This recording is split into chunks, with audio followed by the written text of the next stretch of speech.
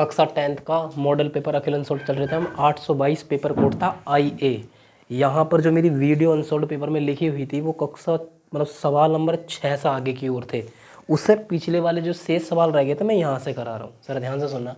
सवाल में कह रहा है संख्याएं 12, 20, 21, 29 और ये जो संख्या दे रखी है इसमें कह रहा है जी बहुलक होगा। कौन सा बहुलक होगा? इसका आंसर, इसका जो बहुलक होगा 29। क्यों? जो सबसे ज़्यादा बार संख्या रिपीट होती है वही क्या होता है इसका आंसर। नेक्स्ट क्वेश्चन देखो, सवाल नंबर पहले का च दे रखा है। पहले का च क्या कहता है? सवाल कहता है चित्र में दे रखा है कि वृत्त का केंद्र जो है वो O है। कह रहा है PA तथा PV वृत्त की स्पर्श रेखाएं हैं।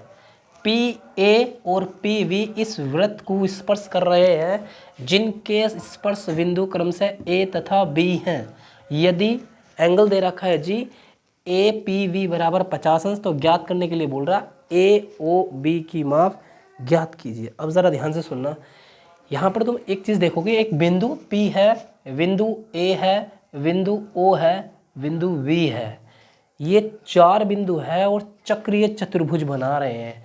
अर्थात बिंदु P, A, O, B एक चतुर्भुज है, 4 कोने हैं और चारों कोनों का योग होता है 360 अंश। कितना होता है? 360 अंश। ज़रा ध्यान से सुनेंगे इसके आंसर में।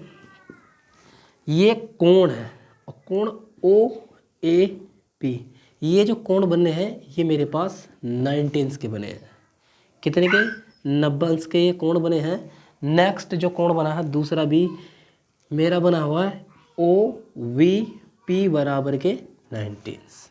और एक एंगल दे रखा मुझे APV बराबर के 50 अंश। और यहाँ पर जो गणना करने के लिए बोल रहा है वो कह रहा है एंगल AOB का मान ज्ञात करने हैं। ये 90 अंश, ये 90 अंश और ये 50 अंश, इसकी गणना करने के लिए बोल रहा है। और मैंने कहा है जैसे चतुर्भुज के चारों कोणों का योग होता है 360 अंश और इन सभी कोणों का योग कितना होता है? 360 अंश। पहला वाला कोण क्या है मेरा? OAP plus OVP plus APV plus AOB बराबर 1, 2, 3, 4, चारों कोणों का योग 360 अंश। पहले का मान 90 अंश, दूसरे का मान भी 90 अंश और जो तीसरा मान है वो मुझे कितना दे रखा है? 50 अंश। और मुझे ज्ञात करना है AOB बराबर के 360 अंश। जब मैं 90 और 90 180 जोड़ूंगा और 50 जोड़ूंगा तो बैठेगा मेरा 230 प्लस AOB बराबर के 360 अंश।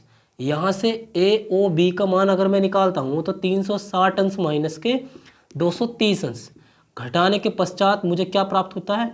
130 अंश। तो यहाँ पर बनने वाला कोण कितने अंश का है? 130 अंश का कोण है। देखो दूसरे का गए सवाल में बोल रखा अवरोही क्रम में व्यवस्थित संख्याएं ये दी हुई हैं और उनकी माध्य का 25 है। x का मान मुझे ज्ञात करना है। ज़रा ध्यान से सुनेंगे कैसे करना है सवाल। यहाँ पर सबसे पहले मैं गिनूंगा जो दी गई मुझे अवरोही क्रम में व्यवस्थित संख्या है वह कितनी है?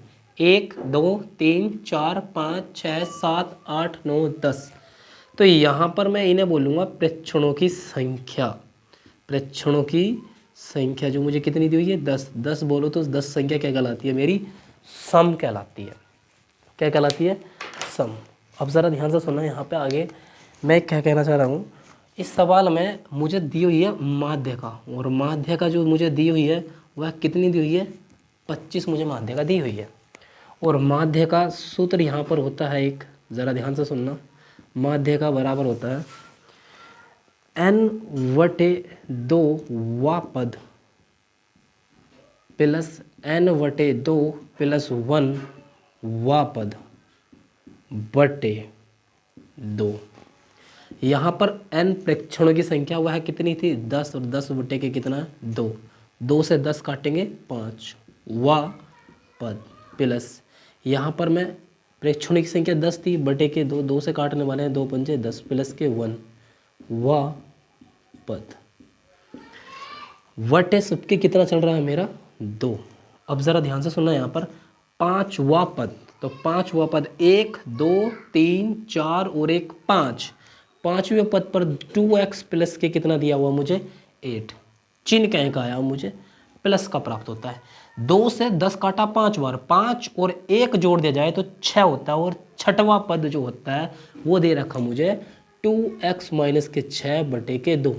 परंतु ये किसके बराबर चल रहा है, माध्यका के बराबर चल रहा है। तो यहाँ पर जो माध्यका का मान है मुझे कितना दे रखा है 25। तो जहाँ पर माध्यका है उसके स्थान पर मैंने कितना रखा है 25। अब ज़रा ध्यान से सुनना, ये 25 इसके बटे 1 मान के मैंने कैंची गुणा करी तो 25 धुनी कितने होते हैं 50 बराबर के ये 2x और ये 2x टोटल कितने हो जाएंगे 4x। 8 में से 6 घटाएंगे तो प्लस का कितना बचने वाला है 2। 50 ऐसी का ऐसी प्लस का 2 है, इस ओर आ गया माइनस में, बराबर के कितना हो गया 4x। 50 में से दोगे तो कितना बचा 48 बराबर के कितना हुआ 4x। और 4 से 48 काटते हैं तो कितनी बार कटेगा 4 ही का ना 4 और 4 दूनी 8। तो मुझे x का मान ज्ञात करना था, तो x का मान मुझे कितना प्राप्त हुआ 12 प्राप्त हुआ।